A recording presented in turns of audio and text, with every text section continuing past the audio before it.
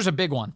The chairman of the House Intel Committee, Mike Turner, sends out a notification to all members of Congress today indicating that they need to come in and get briefed on some sort of urgent national security threat that they have to know about, simultaneously asking the White House to declassify information. Meanwhile, the National Security Advisor, Jake Sullivan, insists it was his idea to begin notifying Congress about an urgent national security threat. He said the meeting's scheduled for tomorrow, Thursday. I don't know why Mike Turner's doing this today and telling everybody before we've even talked to him. That was his claim.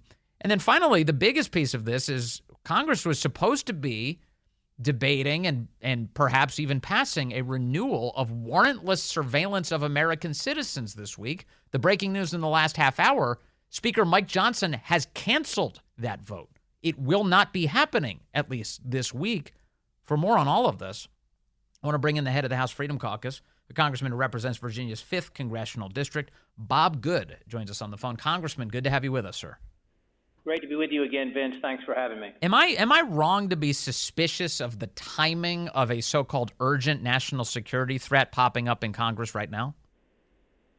No, I don't think you're wrong. While none of us want to diminish obviously the federal responsibility to protect our citizens from foreign attack and to secure our border and to keep our citizens safe and secure, including protecting their constitutional freedoms, rights, and liberties, of course, is a responsibility of the federal government.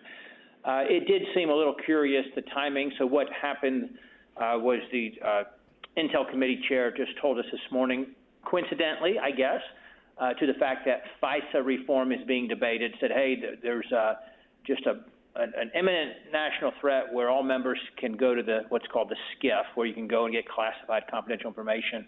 And we need every member to go there to receive that, and this has nothing to do with FISA. And so I have not been yet. I've had some colleagues go, and I'll just say the timing is interesting and leave it there.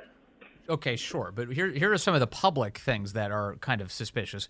Jackie Heinrich over at Fox says that she has sources telling her that the material involves a Russian capability. Further, she says that the threat itself is grave. However, it is not immediate in nature. So if it's not immediate, that would mean it wouldn't be urgent. Of course, this is her source's interpretation. She also said that a Pentagon official tells her that this threat has something to do with space. But again, this comes at a really important time, Congressman. You've got the idea here, and I know you're opposed to it. The federal government has been spying on Americans pretty relentlessly without ever obtaining a warrant to do that. That seems like a pretty gross violation of our civil liberties, and we shouldn't renew it, should we? Indeed, we should not. And so there's the battle of the day. And just got word before I jumped on this call, I was in a meeting with leadership and Republican leaders, and we just got word that they're pulling the FISA bill for now. Yes. Pulling it because we've not come to an agreement. And what you have is a divide between those, quite frankly, who want to keep spying without a warrant, and those of us who do not. Those who want to keep the government's ability to buy data that would otherwise require a warrant, so buy it from private tech companies, government that couldn't get it without a warrant, buy it from tech companies that get it because of the business that they do. Those of us who do not want to allow that to be permitted. Those who want to expand the spying ability to cover local private Wi-Fi hotspots. So, your Starbucks, your McDonald's, your hotel where you're working on your computer in a hotspot. There are those who want to be able to expand spying to cover those situations, and those of us who do not.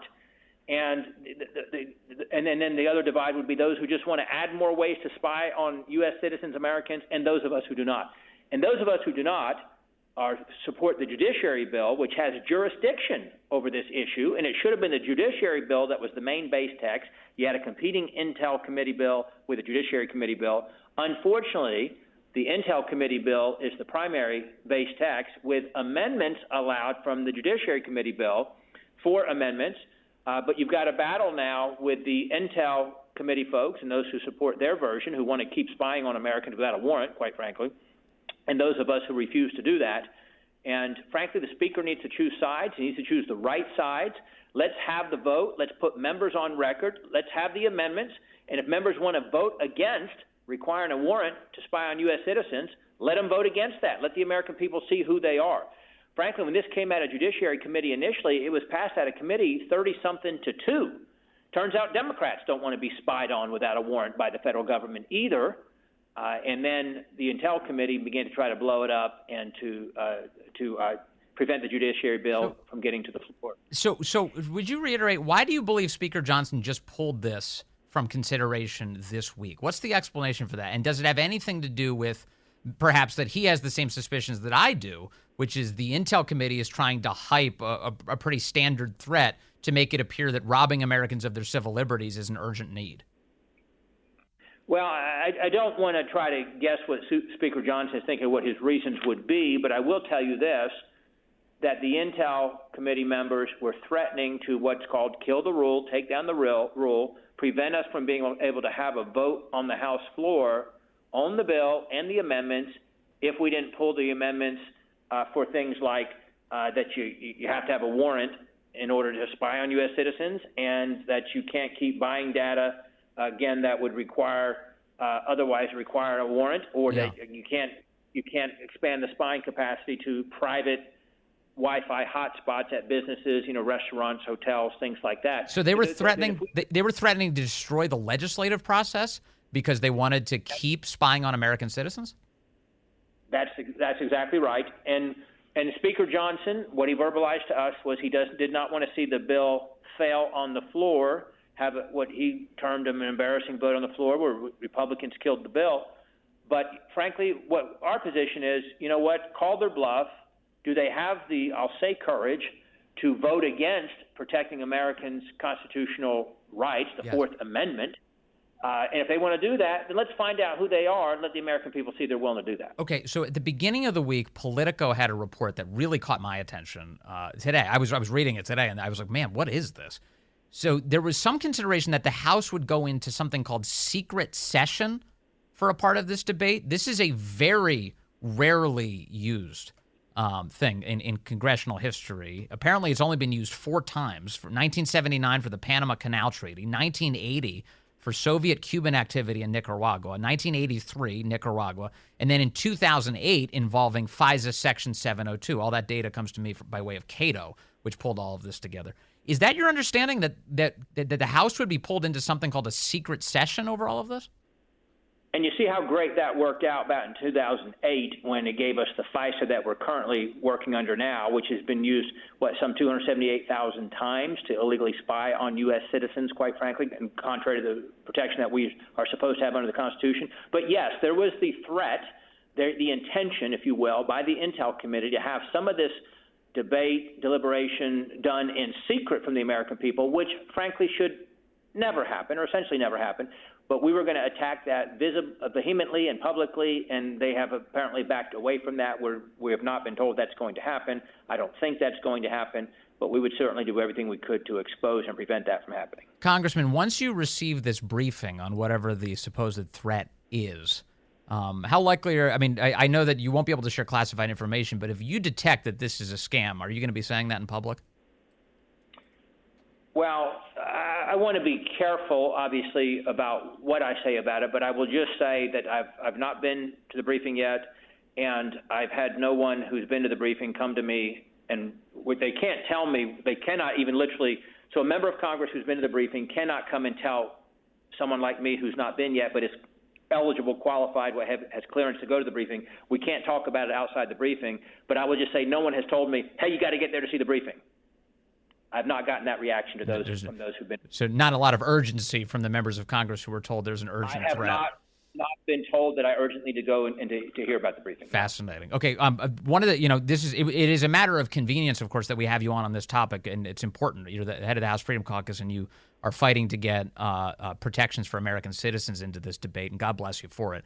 But we brought you on originally to talk about something that's been going on in Washington, D.C., and if you could address it real briefly, involving babies, aborted babies in Washington, D.C., and a desire apparently within the district to destroy these fetuses, these babies, and what's left of them. Can you tell us what's happening here? Yeah, I'll try to give you the quick version. I can expand if we have time. But so essentially 2 years ago, a pro-life activist group obtained a box from a whistleblower that contained 115 aborted children from the Washington Surgi-Clinic in Washington, D.C., facility operated by the late term abortionist Dr. Cesare Santangelo. And of those 115 aborted children that were in this container, 5 of the babies appeared to have sustained injuries, suggesting that they were killed using illegal partial birth abortion methods, or they were born alive and then left abandoned to die. And it's against the law, of course, in this country under Title 18, Section 1531 of the U.S. Code to perform partial birth abortion. So thousands of pro-life activists called on the D.C. Metropolitan Police to investigate the slaughter of these innocent babies and investigate the abortionist, Dr. Santangelo. And the D.C. Metro Police dismissed this as, hey, this was legally aborted medical waste, refused to perform an autopsy, investigate the murder, or seek any kind of justice for these children. And then the DOJ directed the D.C. medical examiner to destroy the remains of the bodies of these, what are called now the DC-5, the 5 babies that are believed, based on the evidence, based on the appearance, based on the late-stage development of these children, these preborn children, that they were, again, either victims of partial birth abortion, or they survived an abortion attempt and were just left to die. And so the Washington Post, it cited 2 anonymous sources in 2022 reported that D.C. medical examiner had no intention to conduct an autopsy. And so my colleagues, Chip Roy and Andy Biggs from Texas and Arizona, respectively, sent a letter calling on the D.C. mayor to pause on the disposal of the remains of these children's bodies to preserve the evidence, and calling for an investigation, calling for an autopsy, calling for justice to be served if indeed these children were killed illegally, these preborn children. So we held a press conference to that effect today. So again, they were told to destroy the remains by the DOJ. Now they've put a pause on that temporarily. And so what we're calling on is again, for an investigation to get to the truth of what happened with these 5 preborn children. So the Justice Department under Joe Biden is pressuring Washington, D.C. to destroy credible evidence of a crime? That's correct. That's par for the course. Correct. It's entirely consistent. That's correct. All right. Again, kudos to Chip Roy and Andy Biggs for bringing this to light. We had a press conference to that effect today, joined by many pro-life groups and advocates, and we're going to continue to try to bring attention to this issue and try to get justice for these 5. Well, you're on the right side of a bunch of important issues. Congressman Bob Good, thank you very much for your time today. I really appreciate that.